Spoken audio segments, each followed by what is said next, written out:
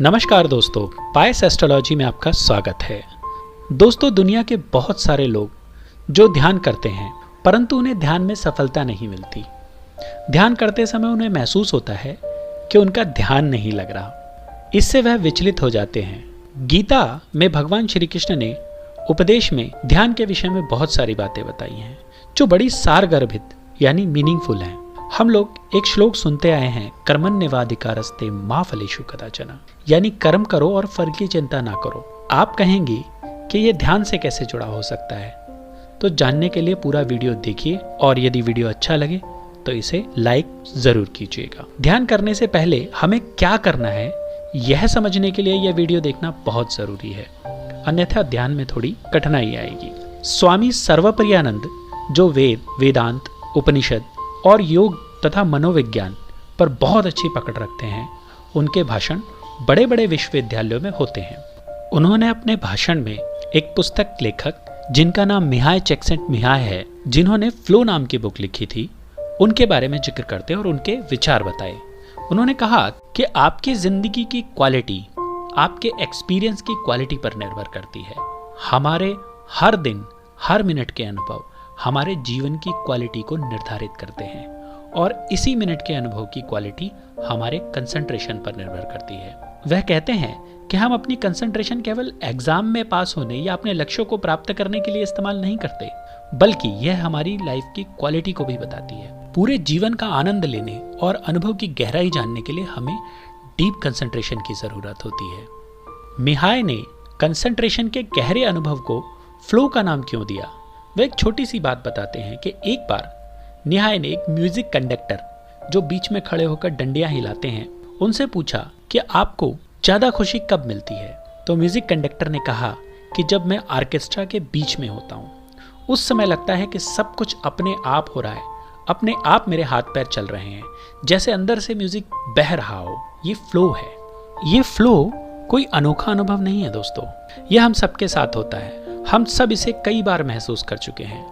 आप फ्लो को बोरियत का विपरीत समझ सकते हैं। मुझे मेरे एक दोस्त का उदाहरण याद आया। वह सॉफ्टवेयर इंजीनियर है। वह कई बार मुझसे ध्यान के विषय में बातें भी करता है। उसने एक बात कही, मुझे ध्यान में मजा नहीं आता, बल्कि जब मैं अपने सिस्टम पर बैठता हूँ तो घंटों काम करता रहता हूँ और मुझे पता ही नहीं चलता कि समय कब निकल गया। दरअसल वही चीज फ्लो है। कुछ लोग पबजी खेलने में इतने मग्न हो जाते हैं कि उन्हें पता ही नहीं चलता कि कितना समय हो गया और कब से बैठे हैं। यही फ्लो की स्थिति है। आपको काम करने में इतना मजा आए कि आपका शरीर अपनी सुध बुध भूल जाए।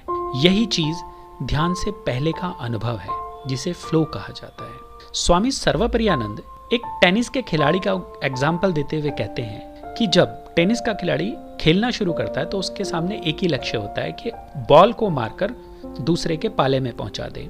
शुरू में उसे कठिनाई आती है, लेकिन बाद में उसका दिमाग इस चैलेंज को स्वीकार करता है। उसके सामने पहला चैलेंज होता है कि बॉल को दूसरे पाले में भेजना। कुछ समय बाद प्रैक्टिस करते करते वह इतना परफेक्ट हो जाता है कि सामने वाले को हरा सकता है। अगर उसके सामने कमजोर साथी बना रहेगा तो उसका इंटरेस्ट टेनिस में से धीरे धीरे खत्म हो जाएगा। उसको अपनी एकाग्रता, अपनी कंसंट्रेशन बढ़ाने के लिए चैलेंज की जरूरत है। अपने स्किल को बढ़ाने के लिए चैलेंज की जरूरत है। उसे दूसरा कोई व्यक्ति चाहिए जो अच्छा खेलता हो। धीरे धीरे उसके कंसंट्रेशन लेवल में वृद्धि होगी। यदि अच्छा खेलने वाला उसके सामने होगा तो वह और अच्छा खेलता जाएगा। वह खेल को ज्यादा समय देगा, ज्यादा प्रैक्टिस करेगा, जिससे उसकी कंसंट्रेशन ज्यादा बढ़ जाएगी। इसे थोड़ा टेक्निकली समझते हैं। हम अपने दिमाग की तुलना कंप्यूटर से कर सकते हैं। कंप्यूटर में सूचनाओं को ले जाने की सबसे छोटी इकाई बिट होती है।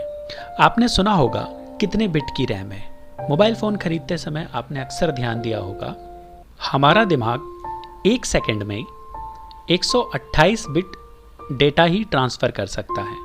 आप मेरी आवाज सुन रहे हैं तो इसका मतलब है कि तकरीबन 50 से 65 बिट का आप इस्तेमाल कर रहे हैं।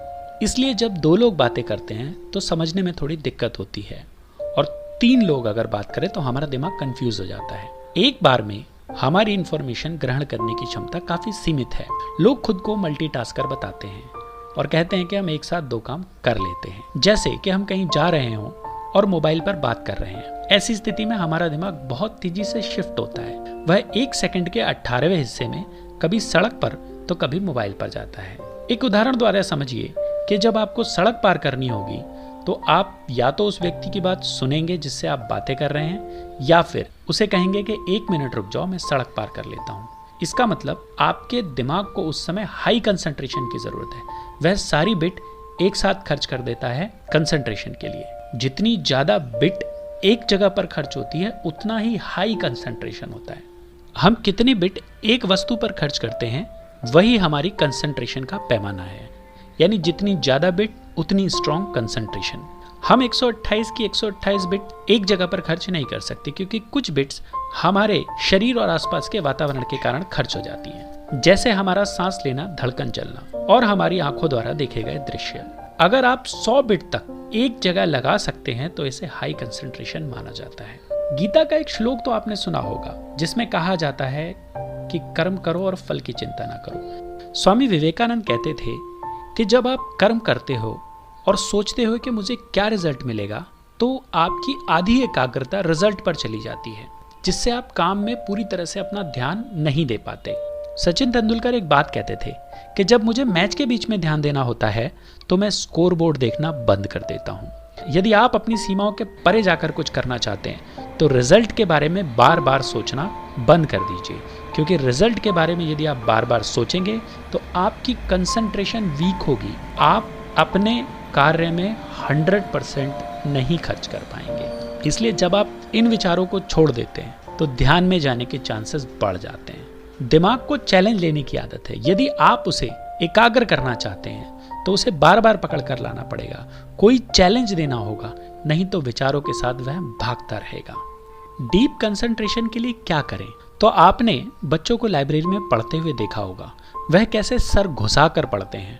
आपने घोड़ा गाड़ी तो देखी होगी, उसमें घोड़े के आंख पर एक पट्टी बंधी होती है जिससे वह अगल बगल नहीं देख पाता, वह केवल सामने ही देख पाता है। वास्तव में ये चीजें डिस्ट्रैक्शन को काट रही होती हैं। जब हम अपने आसपास के डिस्ट्रैक्शन को काटते हैं तो 128 बिट जो इधर उधर लगे हुए हैं उन्हें समेटकर एक जगह ला सकते हैं। ऐसे फोकस को 1-2 सेकंड के लिए तो हर कोई अनुभव कर लेता है, पर कुछ लोग इसे घंटों भी अनुभव करते हैं। स्वामी जी कहते हैं कि सफल और दूसरे इंसानों में केवल कंसंट्रेशन का अंतर होता है। कंसंट्रेशन बढ़ाने के लिए कुछ अभ्यास जिन्हें हम अगली वीडियोस में बताएंगे, आप देखना न भूलें। धन्यवाद दोस्तों।